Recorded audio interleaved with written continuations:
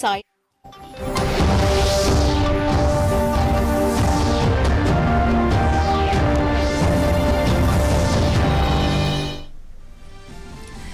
It's a major embarrassment for the Congress. The former finance minister gets no reprieve from the Supreme Court. The Enforcement Directorate issues a lookout notice, asked Chidambaram to appear before it in the INX media case.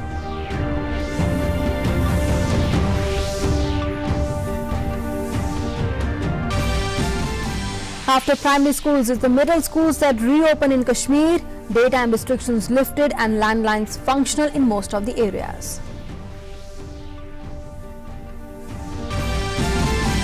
A Lashkar-e-Toiba terrorist killed in an encounter in Baramulla. One Jammu Kashmir security personnel martyred and one injured in the encounter. President Ramnath Kovind and Prime Minister Narendra Modi welcomed the Zambian President Edgar Lungu at the Rashtrapati Bhavan, who is on a visit to India. Bilateral talks and exchange of agreements on the cards.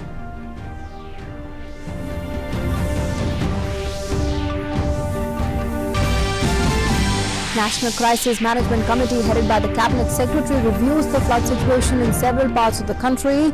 The flood situation grim in Himachal Pradesh and Uttarakhand. In the BWF World Championships, India's HS Prannoy stuns former champion Lin Dan in round 2 to enter the next round.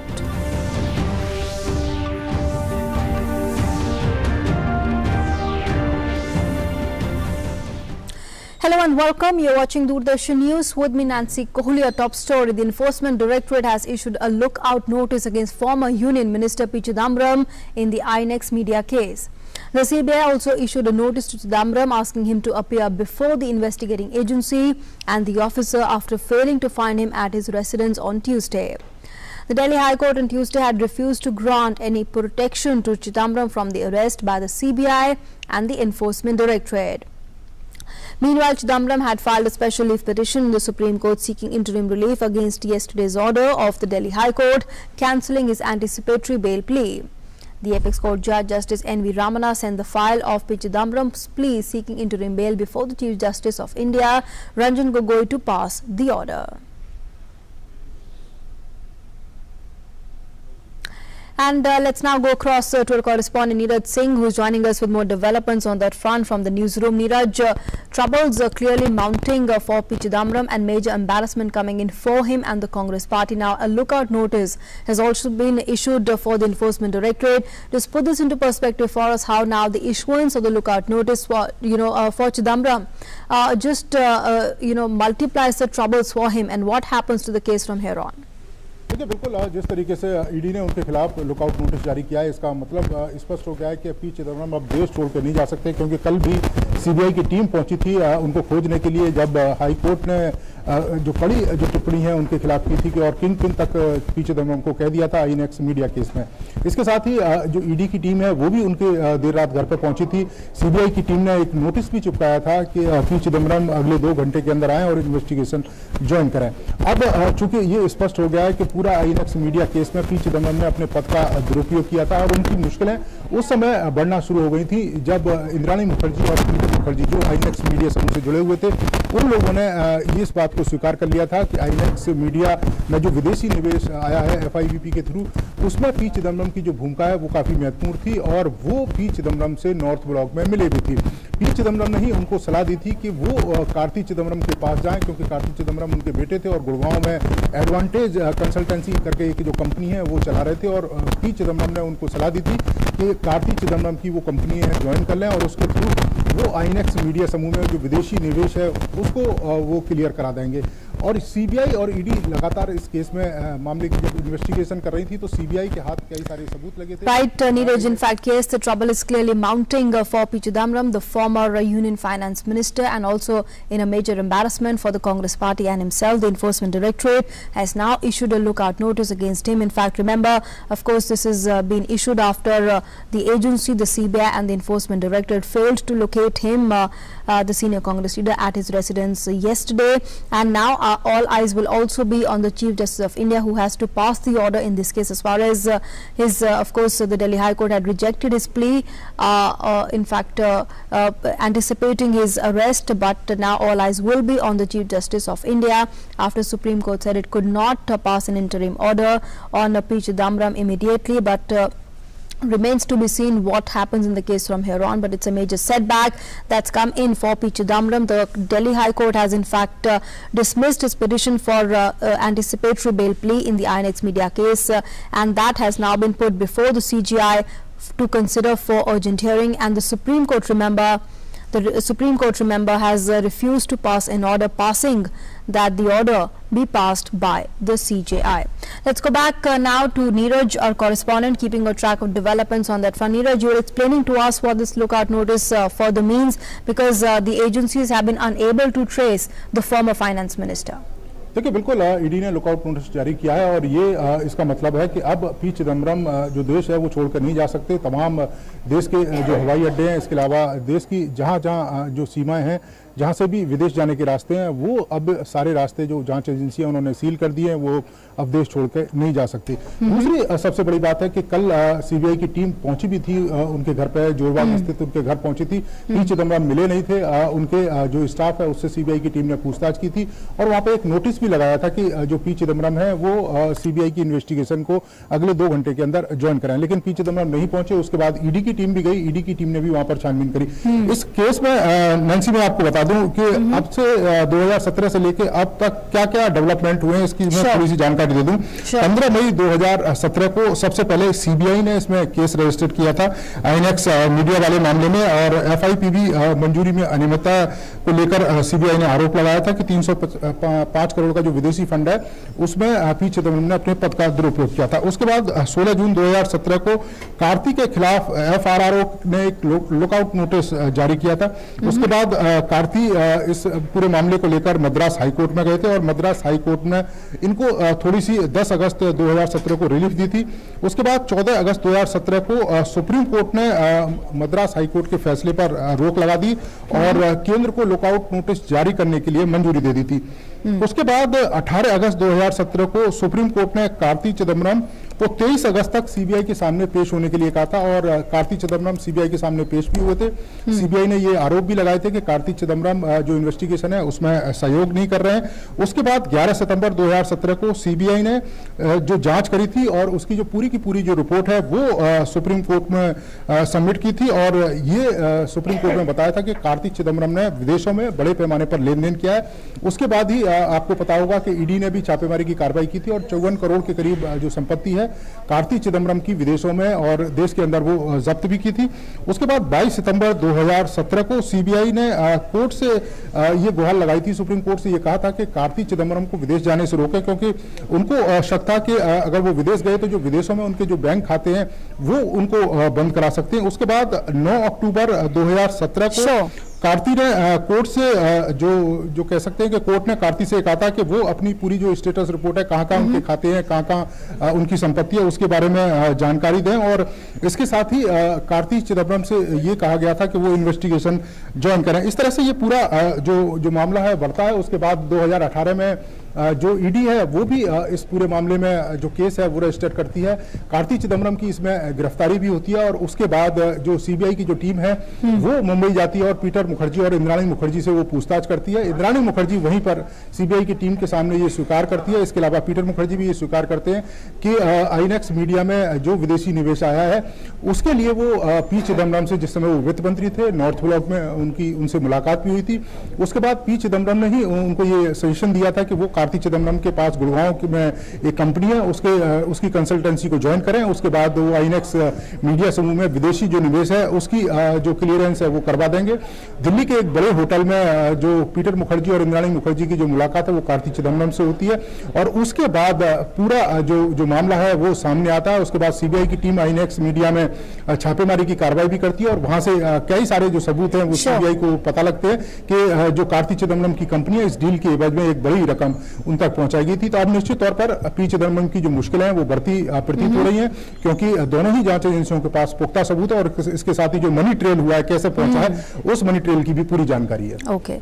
All right, Neeraj, request you to please continue being with us. So while this is the developments coming in, at the moment that the former Union Minister P. Chidambaram has received, in fact, a lookout notice issued by the Enforcement Directorate. He's in fact also failed to win a reprieve after he had asked the Supreme Court for an urgent hearing. But of course, all eyes will be on the CJI. Let's go across to our correspondent Vikas Sarthi for that. Vikas, all eyes will be on the CJI, who will consider his bail request. All right, Nancy. Now all eyes on the bench of Chief Justice of India, that what call he will take on P. Chidambaram's plea. This matter earlier mentioned before the bench of Justice Andy Ramana, but he didn't hear this matter. He simply said that we are sending this file to the Chief Justice of India for an appropriate order, and now CJI will decide whether CJI himself will hear this matter or he will send this case to some other judge, because CJI is already engaged in their case hearing. A 5-judge constitution bench is hearing that case. Meanwhile, the hearing is going on, and because of that, till 1 p.m. there is no hope that this matter will be mentioned before the CJI. At 1 p.m. it will be clear that this matter will be taken up for hearing today itself, or by which judge, whether CJI will hear himself or will assign this matter to some other judge. Okay, and the arguments that are taking place in the courts there, since you are there, Vikas, because the Delhi High Court had yesterday observed that P. Chidambaram is the mastermind, the kingpin of this entire case, the INX media case, and today also CBI has told the top court it's a monumental magnitude of money laundering case. So very important parallels being drawn as far as this case is concerned, and the case is just digging deeper and gaining greater magnitude by the day. Right, Nancy. The Solicitor General of India informed the court that they are already in the cabinet. They have already filed a cabinet with the Supreme Court. It means that no order can be passed before hearing them also. And apart from that, CBI says that they have a very foolproof case to show that P. Chidambaram was actively involved in all these transactions, and Solicitor General vehemently opposed any relief to P. Chidambaram, though there was not much argument on the side of Chidambaram, as Justice Ramana already said that this bench is not going to hear the case. Even then, Solicitor General made all these submissions and said that Supreme Court should not give any kind of relief. This is a very serious issue of money laundering, where a huge amount of money was illegally shifted from one place to other, and CBI will vehemently oppose any relief which P. Chidambaram may got from Supreme Court. They have come with full preparation. They said their case is foolproof, and they will prove it before any bench, whether it is CBI bench or some other bench. All right, Vikas and Neeraj, thanks to both of you very much for joining us for the moment and sharing all these developments and putting these developments into perspective for us. So trouble is mounting for P. Chidambaram, the former finance minister, in the INX media case by the day. Remember, yesterday the Delhi High Court had rejected his anticipatory bail plea, and today all eyes will be on the Chief Justice of India, who will consider his bail plea. But remember, of course, developments also taking place. The Enforcement Directorate has already issued a lookout notice against P. Chidambaram after he could not be traced by the CBI and the Enforcement Directorate. We'll keep tracking developments on that front, very important developments taking place in that case. But moving on now to news from Jammu and Kashmir, where the situation has remained peaceful across the state, especially the Kashmir Valley, where restrictions have been eased in some more areas. Middle schools in the Kashmir Valley reopened today. Earlier, remember, the primary schools in the valley had reopened on Monday. The Principal Secretary, Planning and Development, Rohit Kansal, said that almost 75% of the fixed telephone services have been restored by the administration. He also said that daytime restrictions have been eased from most of the police stations in Srinagar. He added that inter-district transportation is also normal, and that the adequate supplies of essential items and medicines is being provided to the people. Barricades have also been removed from the commercial centre of Srinagar, the Lal Chowk, after a gap of 15 days, and vehicles were also allowed to ply there. Markets had opened and vehicles were plying as normal. All the arrangements have also been made by the administration to ensure the people are provided with the necessary material. Remember, work has also resumed in the government offices as well. And meanwhile, the Jammu and Kashmir police has appealed to the people to inform the police control room regarding any person spreading rumors or malicious content. The police requested the citizens to share information regarding such people by contacting PCI Jammu telephone number and the helpline numbers. And there on your screens, you can see those PCI Jammu telephone numbers being issued for the people of the state to report any rumor mongering or malicious content that they come across. They must report to the police control room. One terrorist has been gunned down in an encounter with security forces in Baramulla in Jammu and Kashmir. On a credible input, a cordon and search operation was jointly launched by the police and security forces in the Ghani Hammam area of Baramulla on Tuesday evening. During the search operation, the hiding terrorists fired on the search party. The fire was retaliated to, leading to an encounter. In the exchange of fire, two policemen sustained injuries, identified as SPO Bilal Ahmed and SI Amardeep Parihar. The SPO Bilal Ahmed had succumbed to his injuries and attained martyrdom, while SI Amardeep Parihar continues to receive treatment at the Army Hospital. This was the first encounter between security forces and terrorists in Kashmir since 27th July.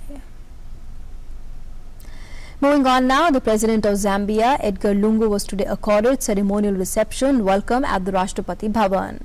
President Ramnath Kovind and Prime Minister Narendra Modi welcomed the Zambian President on his arrival. Later, speaking with the media, the Zambian President said that India and Zambia share a close relation since independence, while adding that the visit will further strengthen the bilateral ties between the two countries. Zambia and the Republic of India have been very close for years. Before independence in 1964, we got inspiration from the Indian people. So my expectation is here today is simply to improve our relationship, and I know that we are going to sign some agreements which will be the foundation of an improved collaboration and cooperation. I expect much more than that. In fact, as we talk, we will be able to go into details. And later, the visiting Zambian president paid tributes to the father of the nation, Mahatma Gandhi, at Rajghat. The Zambian president, who is on a 3-day state visit to India, will hold delegation-level talks with Prime Minister Narendra Modi. Prime Minister Modi and the Zambian president are expected to review the entire gamut of bilateral relations and cover issues of regional and international interest during their talks.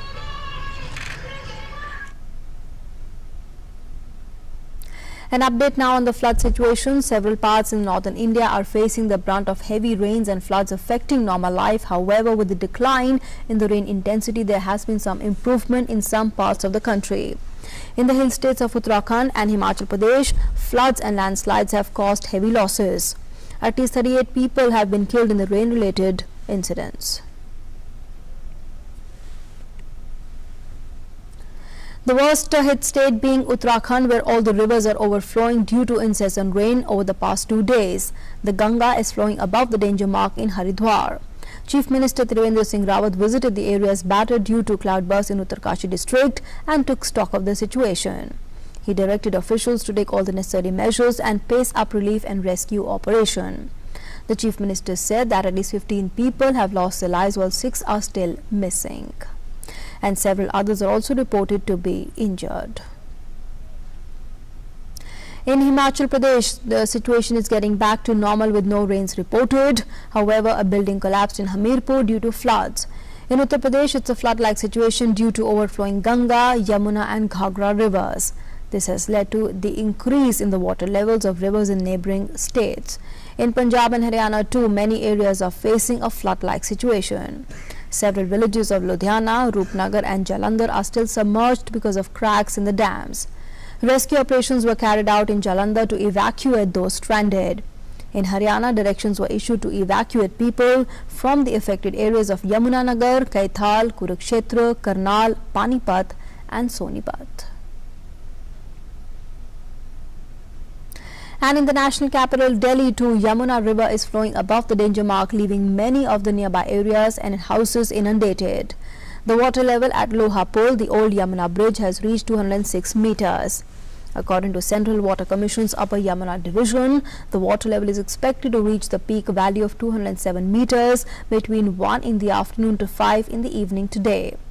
The authorities have already shut the Loha Pull for vehicular traffic, and people living in the vicinity of the overflowing river have also been shifted to temporary camps set up by various agencies of the Delhi government.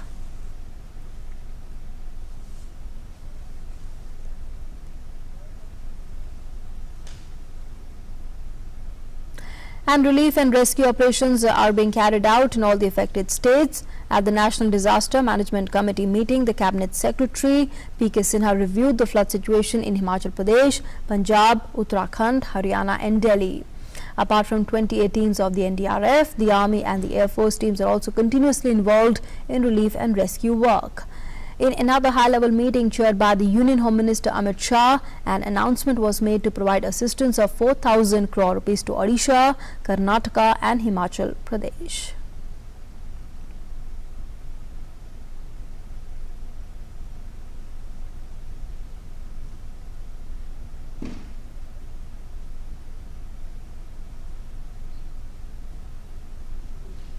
Former Madhya Pradesh Chief Minister and senior BJP leader Babulal Gaur passed away this morning in Bhopal after prolonged illness. He was suffering from various old age related ailments and was hospitalized for quite some time now. The Madhya Pradesh government has declared a 3-day mourning in the state following the demise of the former Chief Minister. His last rites will be performed with the state honours today. Prime Minister Narendra Modi has condoled the demise of the former Madhya Pradesh Chief Minister and the BJP leader. The Prime Minister in a tweet said, I quote, Shri Babulal Gaur ji served the people for decades. From Jan Sangh days, he worked constantly to strengthen our party. As Minister and the Chief Minister of Madhya Pradesh, he undertook many efforts to transform the state. Saddened by his demise, condolences to his family and supporters. Om Shanti, unquote. And moving on now to some international news, the Italian Prime Minister Conte has resigned following a decision by the far-right League party to present a no-confidence motion in the 14-month-old coalition government. The move on Tuesday leaves Italy in a political vacuum until President Sergio Mattarella decides whether to form a new coalition or call an election after the talks with the parties in the coming days. Mattarella charged Conte with heading a caretaker administration after he handed in his resignation, pending consultations on a new government which are set to begin today. Addressing Parliament on the turmoil unleashed by the League's move, Conte accused Salvini, who is also the Deputy Prime Minister and the Interior Minister, of trying to drag down the coalition for personal and political gains and putting the nation at risk of financial instability. Italy must agree on a budget in the coming months to stave off the rising tension with the European Union over Rome's management of its debts. And with that, it's a wrap on this edition of the news. Thanks for being with us.